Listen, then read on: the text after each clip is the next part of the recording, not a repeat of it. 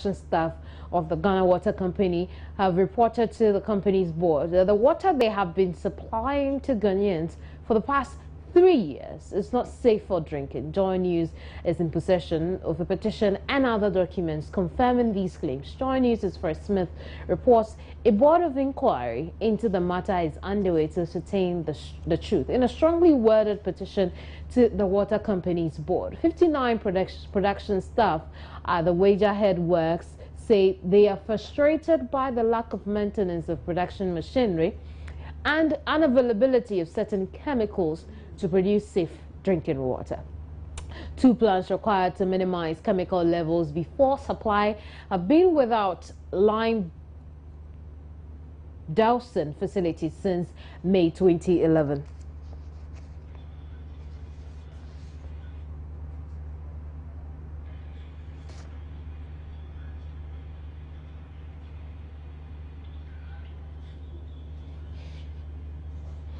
Dr. Joseph Ado Ampofo is director with the Water Research Institute, and he's joined us here over the next week. Let's just try and ascertain the kind of danger we may have been introduced to should the story hold sway. Doc, you're welcome to the program. Thank you, madam. What happens when water that is served the Ghanaian populace is not properly treated? It depends on what you mean by properly treated. Yeah, because they have to do sedimentation and then disinfection. The essence of the treatment is to reduce contamination, to make the water safe to be used. So if it is not properly treated, then it will give public health concern. So you can have diseases that are associated with diarrhea if you drink such water. I see. Now, in this case, they tell us that certain chemicals that would be needed for the production of safe water are unavailable. We also have the fact that 2 plants required to minimize chemical levels before the water is supplied have also been without lime dowsing facilities since May 2011. Maintenance of production machinery has also been very, very low over the past 3 years.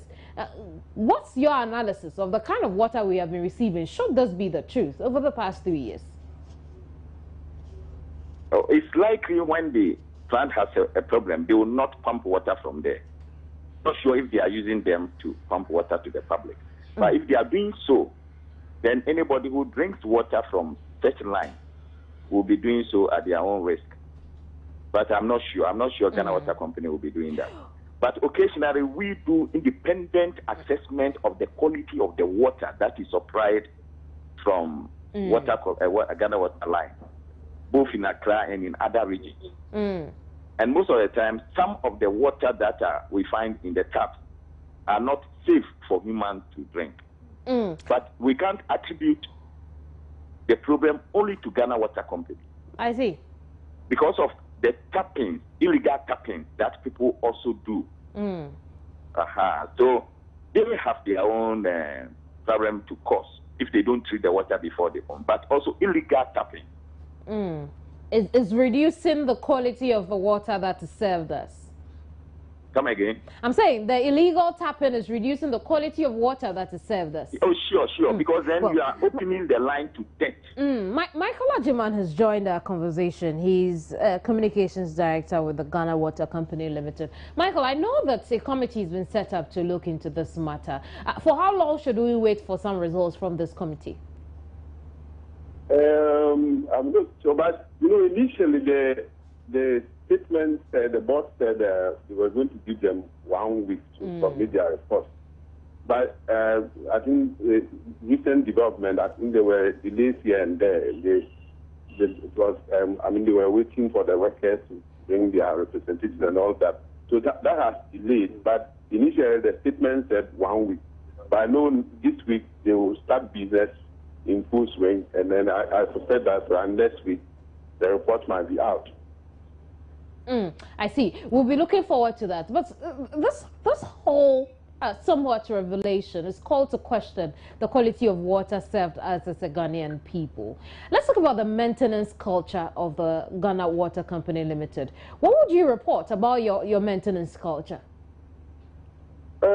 We have. In fact, when I hear issues on water quality, I just wonder because we have a water quality assurance department fully in place. And then what I know is that even every 1 hour, our men will run 6 samples of water even in the distribution lines. Then they go to our labs. We have laboratories in all the 10 regions. They go and check these things. So whatever quality issue, quickly we rectify. And we know before even the water comes out, we do the funnels being fully chlorinated. You put a lot of chlorine in there. And then this chlorine, the residual ones, they go through all the distribution lines. So as far as we're concerned, we know that once the volume of water that comes out is so clean, so potable, then there's no way that you can get it contaminated. And that is why I know for sure when even this the issue of the cholera outbreak came out, we know the first reported case was in La. We rushed in there, took samples of our water, and as we speak, every hour we are there on the ground testing, and we don't see.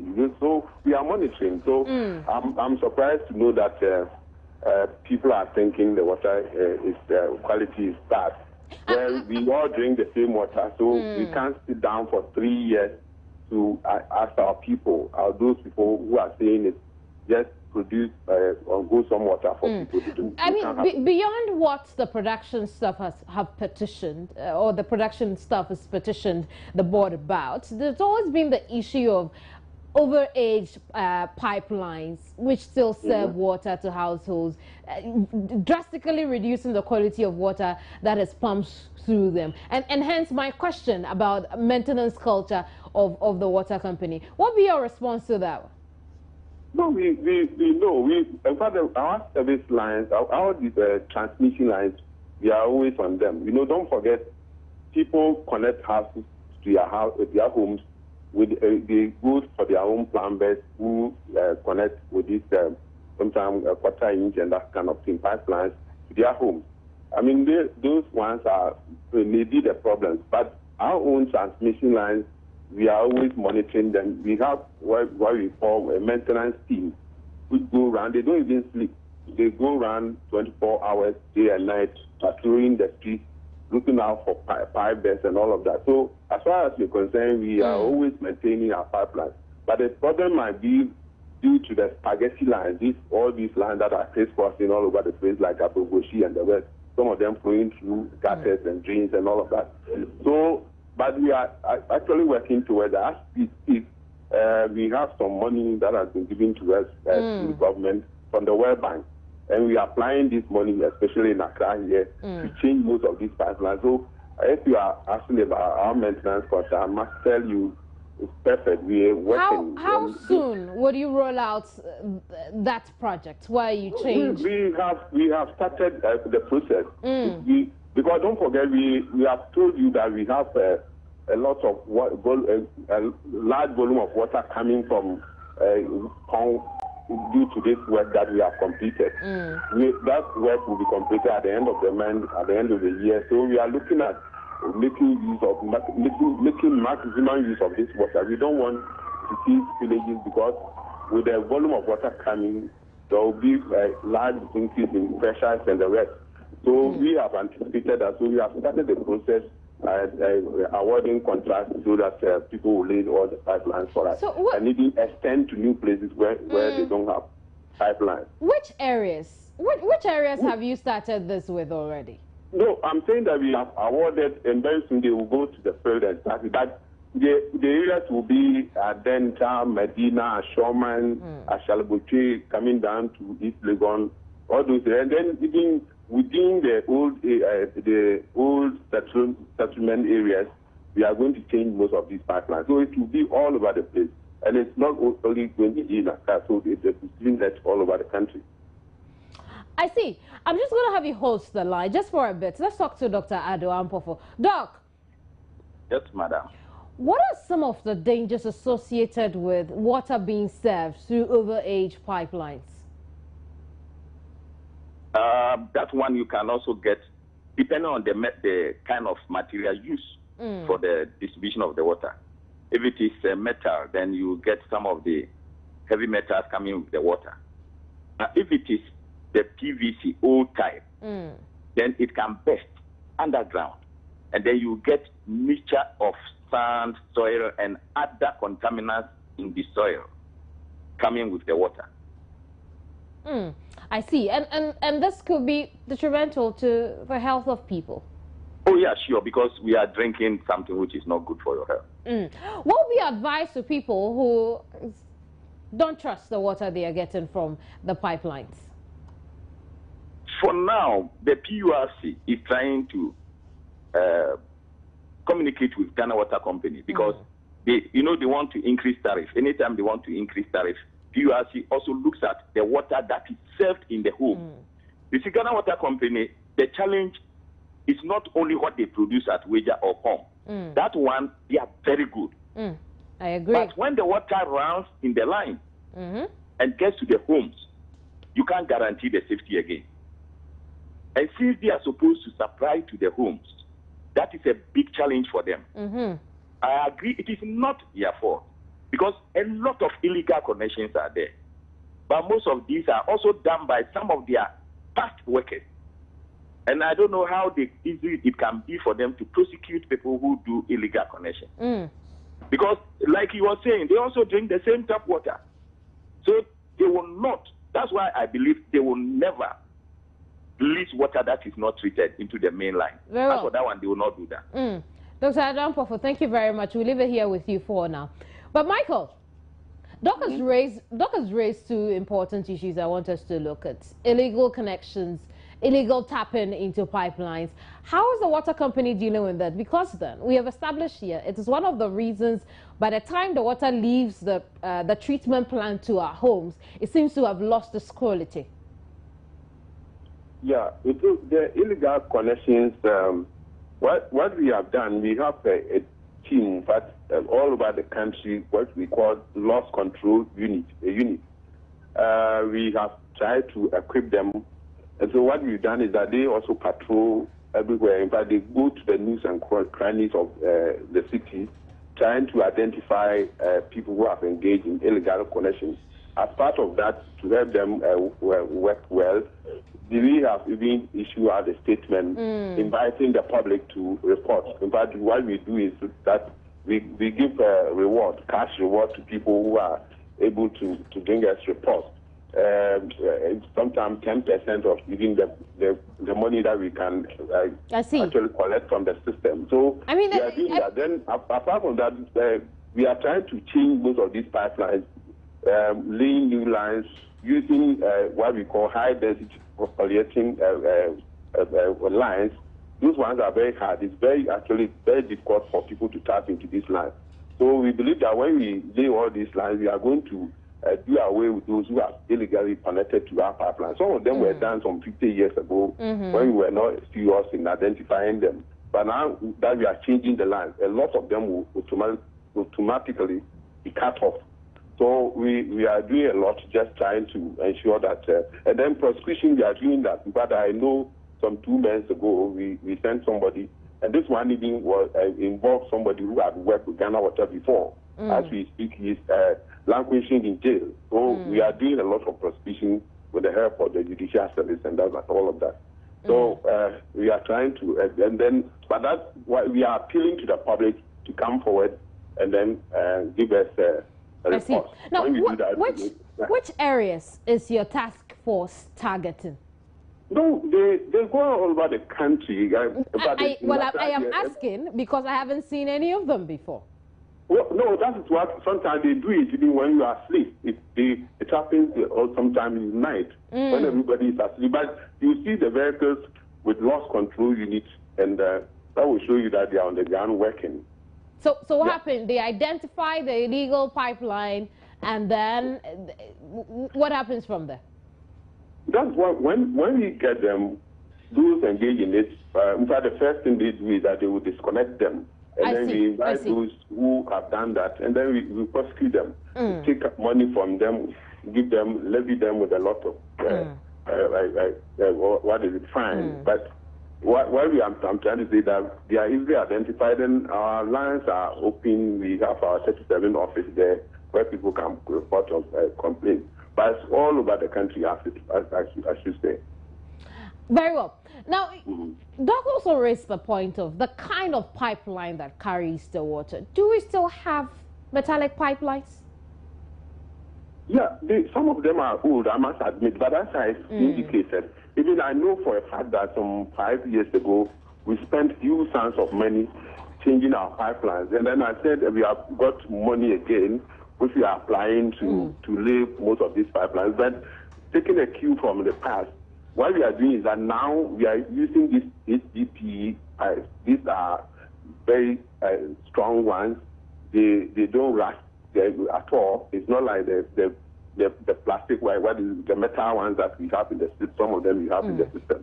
These ones can last and last. And it's also very difficult for illegal connection to be made. So that is why we are, for now, all the lands that we are doing, we have this HDPE pipes. Very well. Do we have a picture of the extent of work we intend to do with pipelines? For instance, those metallic ones we have to change.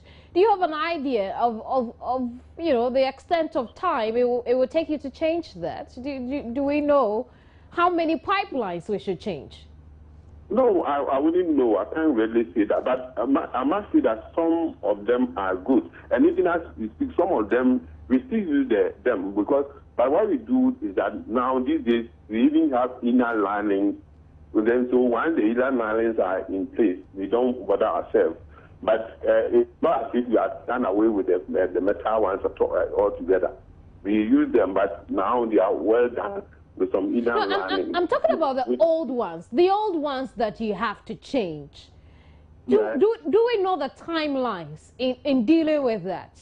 What are the timelines? No, I believe that by January we must start the work, and then perhaps those ones, because these ones, they don't take time at all. Within two months, everybody can finish their work.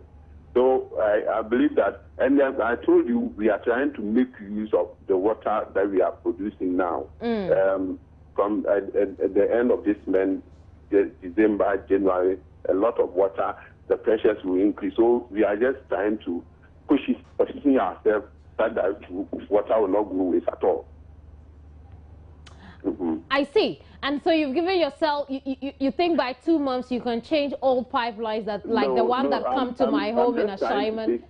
I'm trying to say that within 2 months we see a lot of activity going on, and I believe that perhaps by early the first quarter next year we might have finished this work. I see. And we started this when?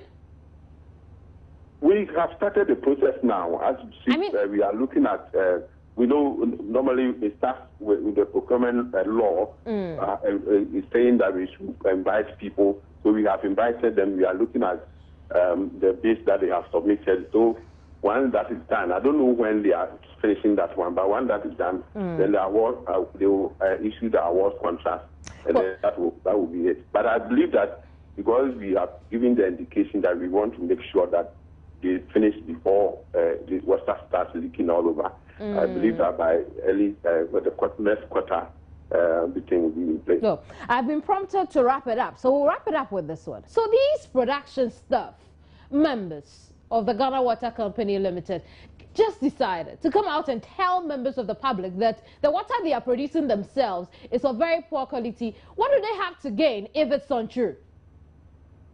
No, I'm even surprised because I know we all drink this water, and as I said, we always have our reports.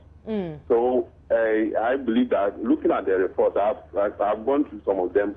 I don't see anywhere that we are producing bad water at all. So I'm surprised, but my joy is that the committee has started, and I believe that whatever concern that they have will be given to the committee members, and then perhaps management will also submit their reports. But I've just come from a meeting we are just giving meeting of us some of these issues. But I believe that once the committee has started sitting, we should all wait patiently, and 1 week will be a long time. So once the findings come out, we will all know the truth or otherwise of the allegation. Very well. I guess we would have to wait for that, because I'm not sure what they stand to gain by just coming out to say the water they're giving us is not good enough. Unless perhaps you on the inside suspect they're being mischievous. Is that what you think? I believe so. I don't believe it anyway, but perhaps I haven't got all the facts.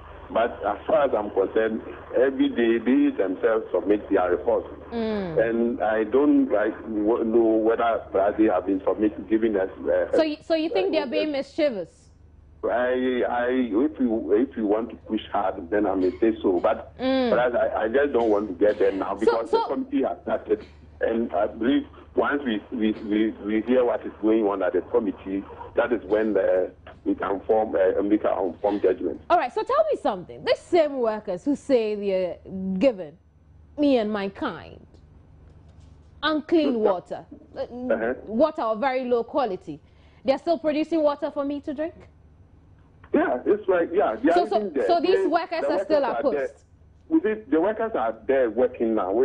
I believe that if I were them, you feel that whatever we are producing is not the best, then it's better for you to shut down, so that if somebody calls you or asks you, then you can say that, oh, I'm not getting that type of treatment chemicals or that sort of thing, so I'm not working. Why? For 3 years we continue producing, and you know what you are producing is the best. Well, I find it just unreasonable. But I'm sure a lot more people are confused about that. But my question is, why hasn't management taken this step? Because if really management wants to know the truth about this, I'm sure these workers should have excused themselves by now, so that they do not tamper with the kind of water we drink, just so they can have a case with you. No, we have all got to know about it through the resolution that they submitted a week ago. So as I tell you now, I've come out from a meeting. We are trying to interrogate all these issues, because I believe nobody knew about this thing. We thought everything was okay. So they themselves have come out that what they are doing is not the best. That's why Michael, the point I'm making is, how sure am I that these workers will continue to give me good water, just so, and not turn the water into something else just so they can have a case? Well, we know, that's why I said we have our laboratories working. So any poor quality that comes out, we constantly be reported to us. That one I said, we have reports every hour. So if they see that the quality issues are being compromised, then I suspect they will let us know. But as we speak, nothing is happening. So that is why I'm satisfied that there's nothing, perhaps it's just a red herring or something. But once we see any water quality, our people are there. We have laboratories in Accra here. We have about 3 of them. And I believe that any quality issue that pops up, they will let us know. Michael, I'm grateful for your time. Pleasure talking to you. Michael Agyeman is Communications Director with the Ghana Water Company.